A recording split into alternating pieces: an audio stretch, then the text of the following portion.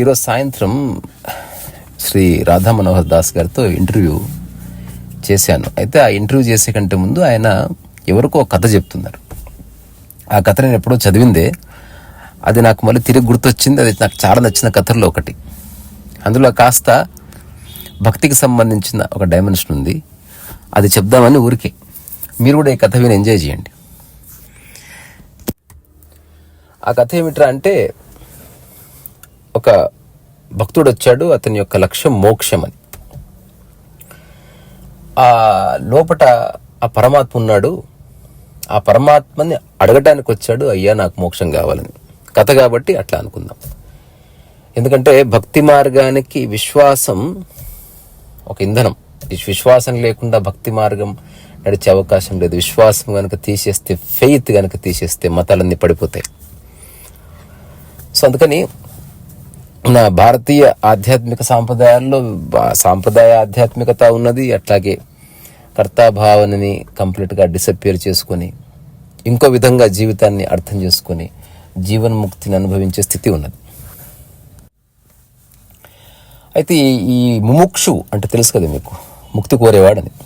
ఈ ముముక్షు ఎవడైతే ఉన్నాడో వచ్చి అడిగాడు, అయ్యా పరమాత్మ ఏం చేస్తున్నాడంటే, ఆ ద్వారపాలకుడు చెప్పాడంట, అయ్యా పరమాత్మ సూది బెజ్జంలో ఏనుగును దూరుస్తున్నాడు అన్నట్టు. అనగానే ఇతను బిత్తరపోయి, అతను పరమాత్మేనా అసలు సూది బెజ్జంలో ఏనుగును దూర్చడం ఏమిటి అన్నాడట. లేదండి, నిజంగా నేను చూసి వచ్చాను, అతను నిజంగా సూది బెజ్జంలో ఏనుగును దూరుస్తున్నాడు. అప్పుడు ఇతను అనుకున్నాడంట, కథ కాబట్టి, అంటే సూది బెజ్జం పెద్దగా ఉందా లేకపోతే ఏనుగు చిన్నగా ఉందా అంటే, లేదండి సూది ఎంత ఉండాలో సూది అంతే ఉంది, ఏనుగు ఎంత ఉండాలో ఏనుగు అంతే ఉంది. అది పరమాత్మ అండి, అది అతని సృష్టి అండి. అక్కడ లాజిక్ మిస్ అవ్వడం ఉండదు. ఊరుకోండి సార్, సూది బెజ్జంలో ఏనుగు దూరటం ఏమిటి అనుకున్నాడంట. సరే కానీ నా మోక్షం సంగతి ఏమిటి, నేను ముముక్షువుని కొన్నేళ్లుగా తిరుగుతున్నాను మోక్షం కోసం అంటే, అప్పుడు ఆ పక్కనే ఉన్న రావి చెట్టును చూపించి, ఏమైనా తలెత్తి రావి చెట్టును చూడు అన్నాడంట ద్వారపాలకుడు. చూశాను. ఏమిటంటే, ఆ రావి చెట్టుకి ఎన్ని ఆకులు ఉంటాయంటావు అంటే, ఉండొచ్చండి 1,00,000 2,00,000 ఆకులు. అంటే అన్ని జన్మలు ఎత్తినా నీకు మోక్షం కాదు పో అన్నట్టు. Because you don't have faith. ఎవ్వరూ నమ్మరు దాన్ని, నేను కాదు అన్న తర్వాత ఇంకొక వ్యక్తి అటుగా వచ్చాడు. అతను కూడా మోక్షాన్ని కోరేవాడే, మోక్షార్థియే, ముక్షువే. అడిగాడు, ఏముంది మీరు ఎందుకు వచ్చారు అంటే, నేను పరమాత్మ దర్శనం కోసం వచ్చాను, నాకు మోక్షం కావాలండి అన్నాడంట. అచ్చా, పరమాత్మ ఏం చేస్తున్నారండి, బిజీగా ఉన్నారా అంటే, పరమాత్మ అదే చెప్పాడు, సూది బెజ్జంలో ఏనుగును దూరుస్తున్నాడు అంటే, అద్భుతం అండి అని కళ్ళు నీళ్ళు పెట్టుకున్నాడంట. ఆ పక్కనున్న వ్యక్తి అడిగాడు, అలా ఎలా సాధ్యమండి అంటే, ఏం మాట్లాడుతున్నారండి మీరు, ఆ చేసే వ్యక్తి ఎవరండి, పరమాత్మ అండి. అంటే పరమాత్మ అయినా లాజిక్ ఉండాలి కదా.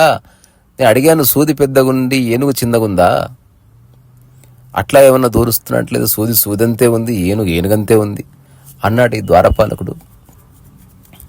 మరి ఎలా సాధ్యం, లాజిక్ ఎట్లా మిస్ అవ్వాలి అంటే, విశ్వాసం విషయంలో తర్కం ఏంటండి, లాజిక్ పనికిరాదు అక్కడ. అంటే మరి ఏదో విధంగా నువ్వు చెప్పు, మరి పరమాత్మ సృష్టి దానికి సరితూగే ఒకనొక పోలిక ఏదైనా చెప్పంటే, పోలిక ఇక్కడే, మన వెనకే మర్రి చెట్టు ఉంది, ఆ పైన చూడండి ఏముందంటే, ఇంతకుముందే చెప్పాను 1,00,000 ఆకులు అంటే నాకు 1,00,000 జన్మలు పడుతున్నాడు మోక్షానికి. విషయం అది కాదండి. అంత పెద్ద మర్రి వృక్షానికి చిన్న చిన్న కాయలు ఉంటాయి. ఆ చిన్న కాయలో చిన్న విత్తనం ఉంటుంది.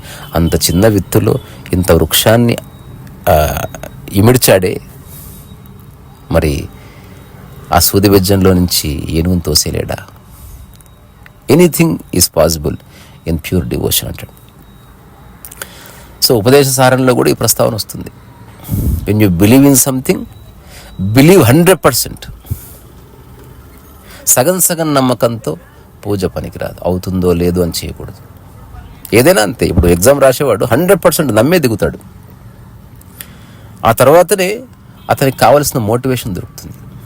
సరే, భక్తి మార్గం అన్నది ఆయా మనసులకు సంబంధించి, ఎవడైతే జీవితాన్ని జీవితం యొక్క మూల స్థితిని లేకపోతే మనస్సు యొక్క ఆవిర్భావాన్ని తను అన్వేషించలేడో అట్లాంటి వాడికి భక్తి మార్గం ఒక గొప్ప ఆలంబన.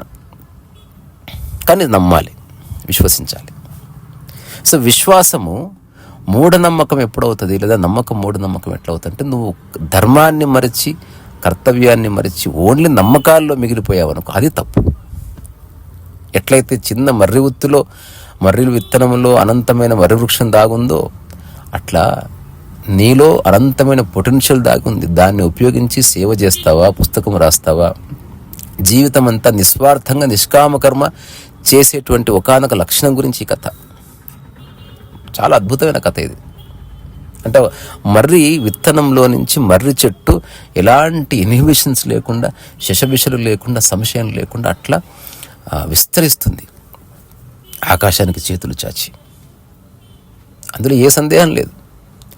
అట్లాగే ఈ భూమి మీద అద్భుతమైన ప్రయోగాలు చేసిన వాళ్ళందరూ వాళ్ళ శరీరం, ఆ మనస్సు అనే ఆ చిన్న విత్తనంలో నుంచి అద్భుతాలు చేశారు. ఉపనిషత్తులు ఎక్కడి నుంచి వచ్చాయి, లేకపోతే వేదం ఎక్కడ పుట్టింది, బ్రహ్మసూత్రాలు ఎట్లా పుట్టాయి, జైమిని మహర్షులు, లేకపోతే రమణ మహర్షి నుంచి వచ్చిన అద్భుతమైన సాహిత్యం కానీ, లేకపోతే ఓషో నుంచి వచ్చిన అద్భుతమైన వాణి కానీ, ఆ ధార కానీ, కృష్ణమూర్తి గారి నుంచి వచ్చింది కానీ, అసలు చిన్న చిన్న పనులు చేయడానికి అలసిపోతున్న ఈ మనుషుల ఉన్న ఈ సమాజంలో కొందరు అనంతంగా పనిచేస్తున్నారు. దానికి కారణం ఏంటో తెలుసా?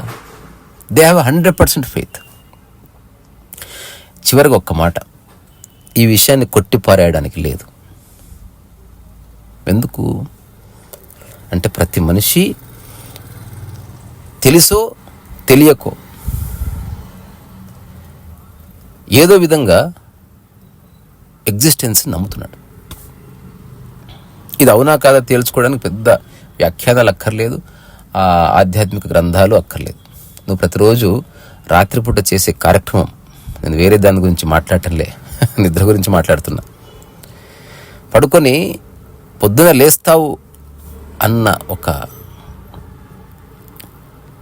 ఆ భావన ఏదైతే ఉందో, నేను రేపు వస్తానండి మార్నింగ్ అంటావు, నువ్వు లేస్తావో లేదో ఎట్లా తెలుసు అంటే, ఈ ఎగ్జిస్టెన్స్ పట్ల ఒక వాక్కుకి అతీతమైన విశ్వాసం ఉన్నది.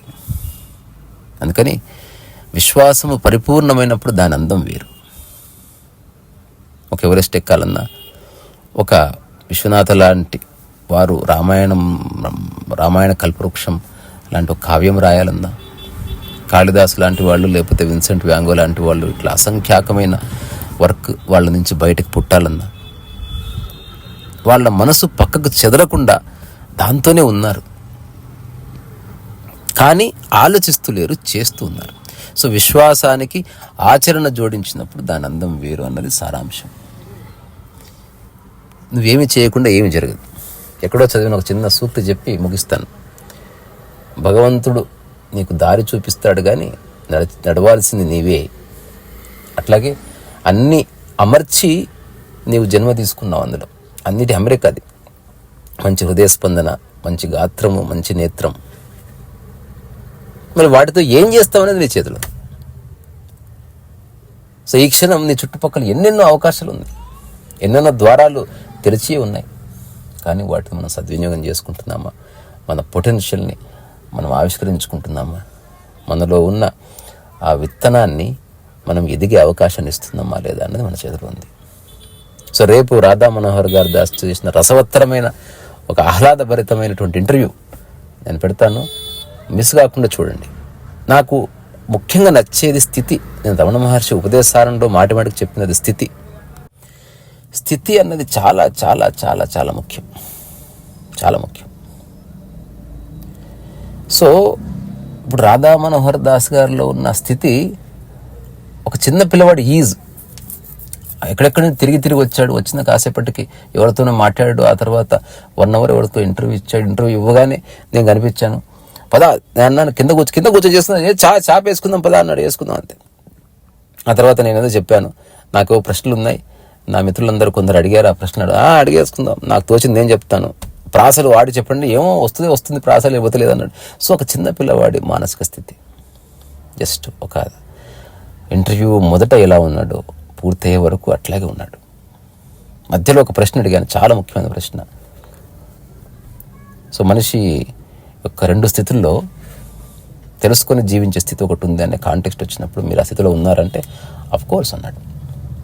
సో ఆ సంశయం లేని స్థితి, తర్వాత నిరంతరం కర్మలో ఉండడం, ఆ కర్మకి నిష్కామ కర్మ అయినప్పుడు దాని అందం వేరే అని చెబుతూ ఇక్కడి నుంచే మీలో ఉన్నటువంటి ఓపికకి శిరస్సు వంచి నమస్కారం చేస్తున్నారు ఈ సరస్వ వయసు.